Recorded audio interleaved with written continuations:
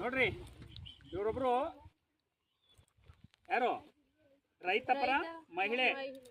ಇವ್ರ ತೋಟದಲ್ಲಿ ಸುಮಾರು 320 ಹಲಸಿನ ಗಿಡಗಳನ್ನ ನೆಟ್ಟಿದ್ದಾರೆ. ಆ ಹಲಸಿನ ಗಿಡಗಳ ಬಗ್ಗೆ ಅವರು ವಿವರಣೆ ಕೊಡ್ತಾರೆ. ದಯಮಾಡಿ ಎಲ್ಲರೂ ನಿಶಬ್ದವಾಗಿ ಕೂತ್ಕೊಂಡು ಕೇಳಿಸ್ಕೊಳ್ರಿ. ಅಂತ ಹೇಳಿ ಕೇರಳದಿಂದ ಬಂದಿರೋದು. ಇದು 3 ವರ್ಷ ಬೆಳೆಸೋದು.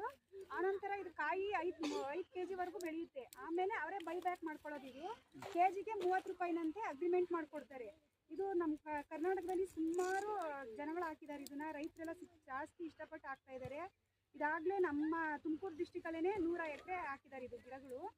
ಇದು ಈಗ ಎಲ್ಲ ಸಣ್ಣ ಏನು ಪೀಚ್ ಆಗಿದೆ ಅದನ್ನೆಲ್ಲ ನೋಡ್ರಿ. ಇದು ನೆಟ್ಟು ಎಷ್ಟು ವರ್ಷ ಆಗಿರೋದು? 6 ತಿಂಗಳಾಗಿದೆ ಸರ್. ನೆಟ್ಟು 6 ತಿಂಗಳಾಗಿರೋದು. ಆಗ್ಲೇನೆ ಕಾಯಿ ಬಿಡ್ತಾ ಇದಾವೆ. ನಮ್ಮ ಕಡೆ ಇರ್ತಕ್ಕಂಥ ಹಲಸಿನ ಗಿಡಗಳು ಸುಮಾರು 10 ರಿಂದ 12 ವರ್ಷಗಳು ಬೇಕು. 5 ವರ್ಷ ಮೇಲೆ ಬೇಕು. ನಾನು ನೋಡಿದೀನಿ. ಅವು ಗಿಡಗಳು ದೊಡ್ಡ ಗಿಡ ಆದ್ಮೇಲೆ ಹಲಸಿನಕಾಯಿ ಬಿಡೋದು. ಇದು 6 ತಿಂಗಳ ಗಿಡ. ಆಗ್ಲೇ ಏನನ್ಬಿಟ್ಟಿದೆ, ಬಿಡ್ಗಾಯಿ ಇದೆ. ಹೌದಲ್ವಾ? ಸಣ್ಣ ಕಾಯಿ ಬರುತ್ತಲ್ಲ. ಇದ್ರ ಮೇಡಮ್ ಅವ್ರ ಇನ್ನೊಂದು ಅದು ಕೆಜಿ ಎಷ್ಟೋಗುತ್ತೆ? ಕೆಜಿ 30 ರೂಪಾಯಿ. ನಂಗೆ ಕೆಜಿ 30 ರೂಪಾಯಿ ಅಂತ ನೋಡ್ರಿ. ನಿಮ್ಮ ಮನೆಗಳಲ್ಲೂ ನಿಮ್ಮ ಪೇರೆಂಟ್ಸ್ ಕೇಳ್ರಿ.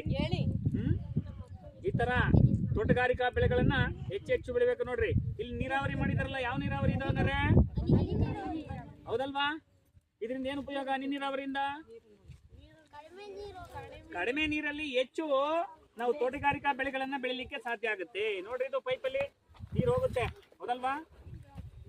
ನೋಡಿ, ಡ್ರಿಪ್ ಹಾಕಿದ್ದಾರೆ. ಆಯಾ ಗಿಡದ ಪಕ್ಕನೆ ಒಂದು ಇದು ಮಾಡಿದ್ದಾರೆ ಅಲ್ವಾ, ಹೋಲ್ಸ್ಗಳು ಮಾಡಿದ್ದಾರೆ.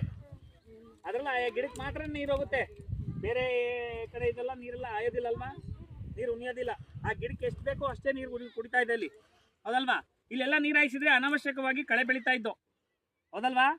ಇದನ್ನು ತಪ್ಪಿಸಿದ್ದಾರೆ. ಜೊತೆಗೆ ಗಿಡಗಳಿಗೆ ಮಾತ್ರನೇ ನೀರು ಕೊಡ್ತಾ ಇದ್ದಾರೆ. ಇದನ್ನು ಏನಂತ ಕರಿತೀವಿ ನಾವು? ಡ್ರಿಪ್ ಇರಿಗೇಷನ್, ಹನಿ ನೀರಾವರಿ.